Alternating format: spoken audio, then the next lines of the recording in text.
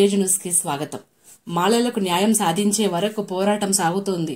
G Chennaiah జగద్గిరిగుట్టలో జరిగిన మాలల మహానాడు సమావేశంలో జాతీయ అధ్యక్షుడు జి చెన్నయ్య మాట్లాడుతూ ఎస్సీ వర్గీకరణ రోస్టర్ పాయింట్లలో మాలలకు జరిగిన అన్యాయంపై రాజీ లేని పోరాటం చేపడతామని తెలిపారు.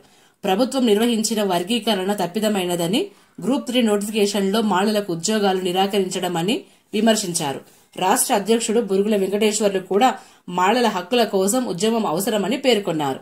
ఈ సందర్భంగా కె రాకేష్ రాష్ట్ర ప్రధాన కార్యదర్శిగా నియమితులయ్యారు.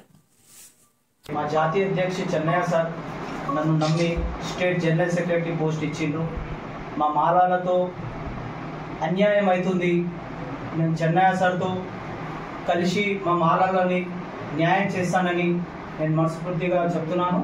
అందరికీ జై గురు.